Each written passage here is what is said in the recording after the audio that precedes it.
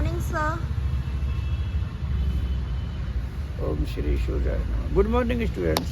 Sir, शिक्षा के बारे में आपका क्या व्यू है?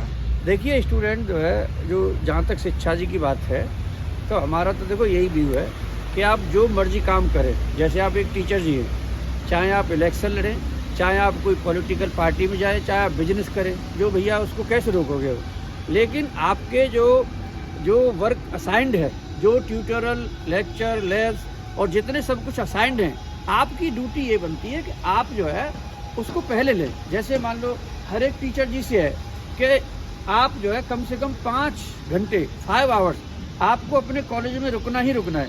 तो देखिए हो क्या रहा है कि अब कुछ जो प्रचार कर रहे हैं, मान लो एकेडमिक काउंसिल का चुनाव है, एग्जीक्यूटिव काउंसिल का चुनाव है, प्रचार कर रहे हैं, वो कह रहे हैं कि साहब हम जो कॉलेजों में घूम रहे हैं, कोई हम व्यक्तिगत लाभ के लिए थोड़े घूम रहे हैं। तो अब इनको ये पूछो कि जब आपको इतना ही पब्लिक मतलब फंडेड एजुकेशन को बचाना है और इतनी पब्लिक की चिंता है, तो जो दूर दराज से पूरी ऑल इंडिया से जो बच्चा आ रहा है, एक एक क्लास में 50-50 बच्चा आज की डेट में है, तो वो आपका इंतजार कर रहा है, उसको क्वालिटी एजुकेशन दीजिए ना पहले। और इसके बाद आपने जब 5 आवर्स दे दिए अपने कॉलेज को, आपने अगर पढ़ा लिया तो जब जाइए। दूसरा चीज़ क्या है कि आप लोग इलेक्शन, अब एसी का इलेक्शन आ गया, इसी के आ गया, फिर अगस्त सितंबर में आपका डूटा का, एग्जीक्यूटिव का, और उसका आ जाएगा। तो भैया ये जो चल रहा है ना, ऐसे भी शिक्षा नहीं बच सकती है। आप अपनी देखो, पढ़ो, पढ़ाओ और संघर्ष करो।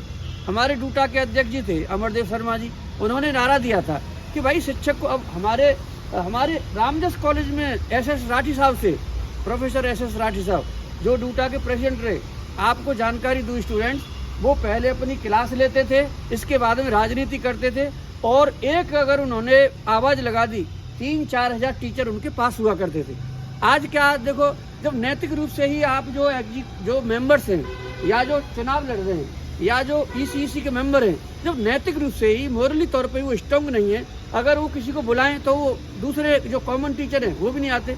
तो मेरे हिसाब से अच्छा करने के लिए जो ईमानदारी से काम कर रहे हैं टीचर, जो ईमानदारी से काम कर रहे हैं स्टूडेंट्स, उनको मोटिवेट किया जाए। उनको मतलब जैसे एक स्टूडेंट की 100% अटेंडेंस है, तो आप उसको सर्टिफिकेट दीजिए, और वो सर्टिफिकेट जो है ना मान्य होना चाहिए हर जगह कि भाई इनका अपनी जो कमाई है, डिग्री जो कमाई है, अब आपके पास पीएचडी हो गई, डीलिट हो गई, पता नहीं कौन कौन सी डिग्री, आपने हज़ारों पेपर प्रेजेंट कर दिए, हज़ारों किताब लिख दी, मान लो एक, मान लीजिए उस जब मैच ही नहीं कर रही आपकी व्यवहार से, आपके कंडक्ट से, तो ऐसी डिग्रियों का क्या फ़ायदा है। तो मेरे हिसाब से मैं यही कहना चाहूँगा कि शिक्षा को अच्छा करने के लिए जो सबकी जिम्मेदारियाँ हैं, आप उनको लीजिए। अब देखिए स्टूडेंट्स को आना चाहिए, जैसे आप सब लोग हैं कि जो LLP है, लिमिटेड लायबिलिटी पार्टनरशिप है, तो ये लिमिटेड क्यों है, और पार्टनरशिप इसमें भी वर्ड है, तो पार्टनरशिप तो पहले भी थी, तो इसमें अंतर क्या है। तो लिमिटेड पार्टनरशिप मतलब LLP, तो ये जो है ना, तो लिमिटेड लायबिलिटी जो क्यों है, तो पार्टनरशिप क्यों बनाया गया, तो इसमें कंपनी के भी कैरेक्टरिस्टिक्स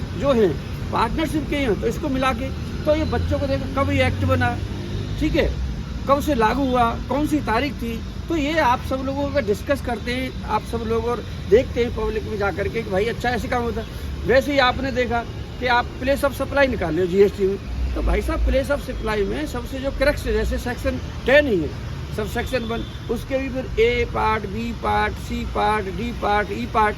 तो हम कहते हैं कि बच्चे आपस में ऐसे पढ़ लिख करके, ऐसे डिस्कशन करके फिर उनकी खोज करें, मतलब रिसर्च करें, और फिर शिक्षा को अच्छा बनाएं। इन्हीं शब्दों के साथ थैंक यू वेरी मच।